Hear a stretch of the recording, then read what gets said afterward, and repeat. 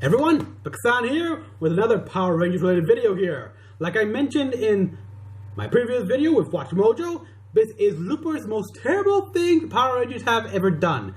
Now, this is going to be a pretty easy list because really, that's all the evil things Power Rangers have done are typically because they were either tricked or under evil mind control. We got, of course, the Green Ranger, the OG.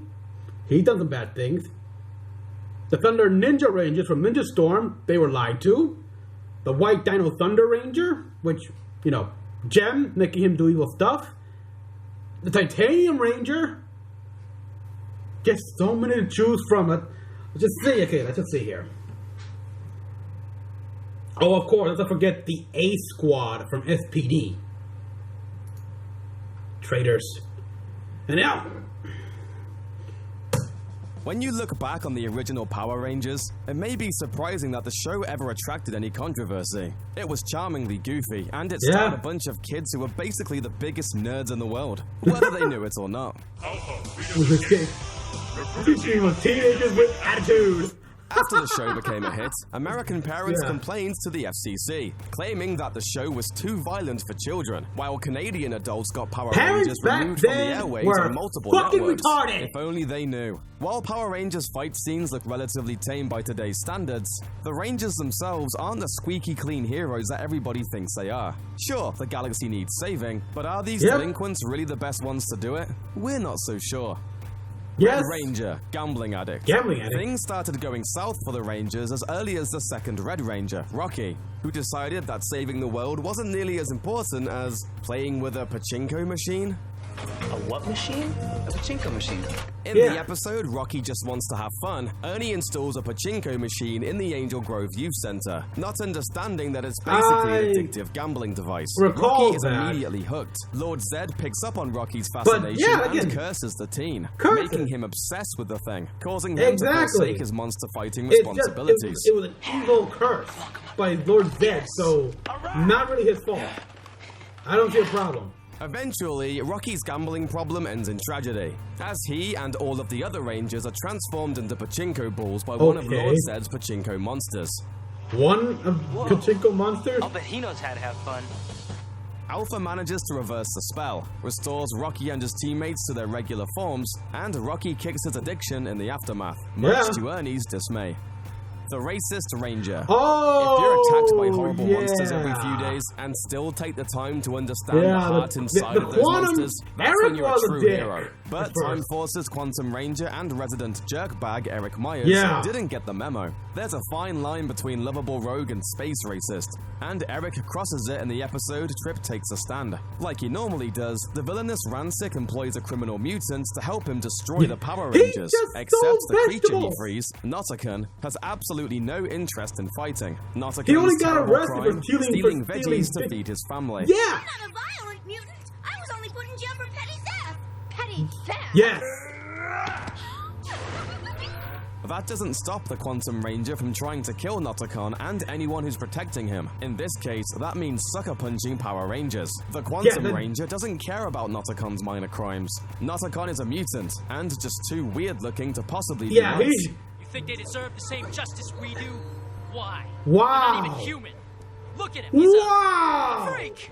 Harsh. Eventually, Eric backs down. But only after the Green Ranger gives him a stern lecture about prejudice. Eric still warns him that the next time they defend a mutant, he won't be so kind. So is Eric a killer? Maybe not. Is he prejudiced? Oh, heck yes. Hell yeah. Zordon's Christmas kidnapping. Once started as a marketing tool to try and sell some Alpha toys, ended up becoming one of the most reviled holiday specials this side of Star Wars. Alpha's Magical Christmas is considered a low point, even in the already low-budget world of the Power Rangers. When Alpha gets lonely because the Rangers are too busy helping Santa load his sleigh, Zordon takes some pretty extreme measures. The VHS. And I loved it as a kid. While it was one thing to abduct teenagers with attitude to save the world, it's another thing to pluck random children from around the world to provide a lonely robot with some company.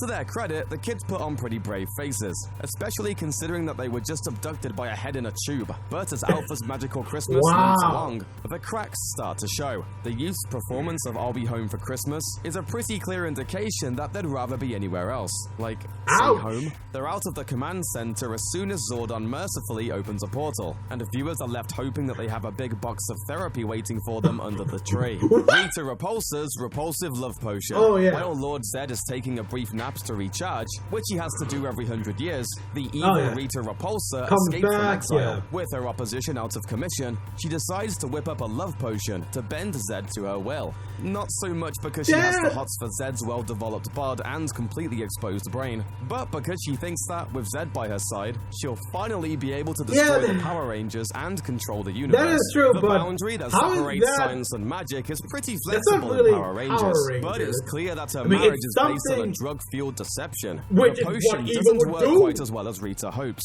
but the wedding proceeds as planned, and in true Power Rangers fashion, the newlyweds decide to forego traditional honeymoon activities and instead team up for one activity that gets them both hot and bothered: murdering super teens.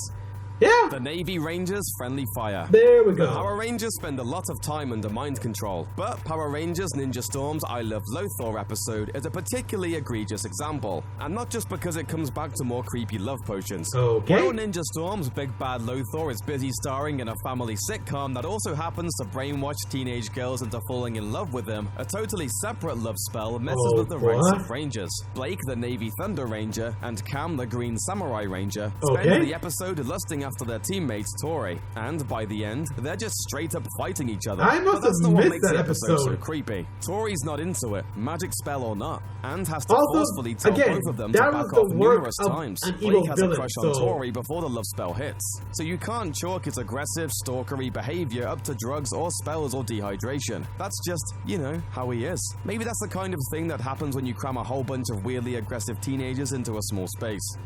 The Red Rangers Baby Brawl. Power Rangers RPM already has a reputation for being the dark season of Power Rangers, since it begins in a post-apocalyptic world where a computer virus has wiped out almost all of humanity.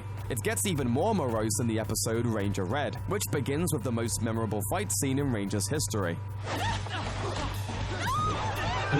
Don't worry, the baby is fine, although not for a lack of trying. If it's not totally clear, that's a Power Ranger using a stroller with a baby inside to assault some henchmen. Well, to be fair, they're trying to take that baby. But my god, ridiculous. All that, and it doesn't even work. One of the grinders gets its hands on the baby anyway, forcing Scott to unleash a spinning kick that knocks the robot off its feet and sends the baby hurtling through the air. While gently spin kicking a baby to safety just isn't something that was taught in Angel Grove, it seems to come in handy. Zordon's chronic laziness.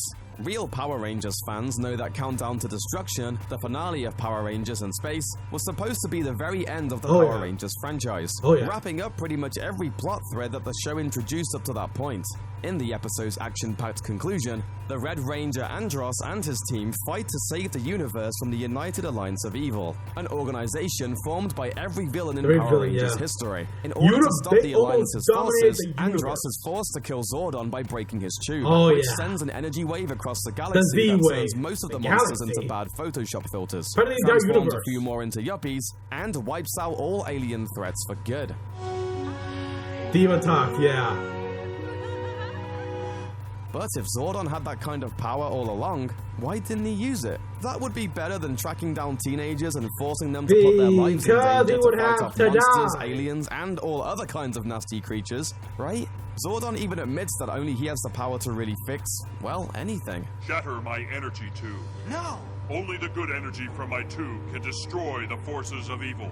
Zordon doesn't have to answer for his crimes, given that he's already dead, and everyone is so relieved that the crisis is over, that they don't ask the really difficult questions. Was Zordon saving the world, or just saving himself? Or maybe you shouldn't trust a giant floating head just because he gives you giant dinosaur robots, guys. Thanks for watching. Click the looper icon to subscribe to our YouTube channel. Plus, check out all this cool stuff. But all the other ones, like, oh my god. And I got those that call bullshit on the ones that involved with the villains, because They're bad guys. What the hell do you expect? Of course they gotta do terrible things. I thought it was okay, this title is kind of misleading here. Terrible thing the Power Rangers have done. I thought they were just gonna involve the stuff with the Power Rangers themselves. Not involve the bad stuff the villains have done because, well, everything the villains do is terrible. They're trying to destroy the world, to conquer the world, the universe, and then the universe. That's what Rita Repulsa says. Look at the theme song. I'm 10,000 years, I'm free. It's time to conquer Earth, and then you're gonna conquer the fucking universe. That's the whole point. It's something about, I don't know, what is it with evil? It's like, you have to try to conquer the first thing you see. And okay, Rita, you can't conquer Earth, so why don't you conquer a couple other planets, and after you build up your forces, then come to Earth, destroy the Power Rangers and everything. And your biggest threat to universal domination, gone.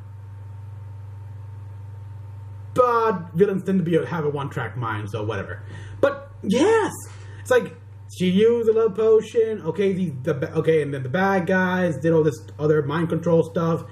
What the heck do you expect bad guys to do? To hand out candy? To goodwill? To win people over? No, they're gonna freaking drug the candy. They will hand out candy, but it's gonna be drugged with something. Because they're bad guys. Yeah, some of these are just questionable, but yeah, oh my god, Eric, the Quantum, he did... Seriously, there needed to be like a safety feature on those freaking morphers. Like, if this kind of attitude is around, no, right? Someone should not have that kind of attitude and be a Power Ranger. Just wrong. And people, that's my reaction to this video.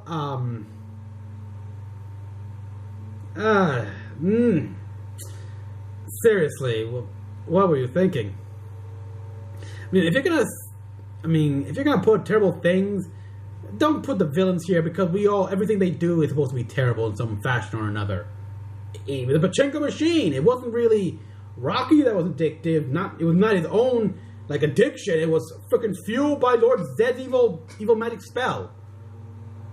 So it's kind of pointless. So that list just falls flat. It's like, really? To be fair, as you can't tell, people, I'm very disappointed with this list. It's just, I could probably do another one better if I tried. Oh well, people, join me again for the next video. Comment down below what you all thought. Like and subscribe for more stuff. Until next time, this is Mecha-san, logging out.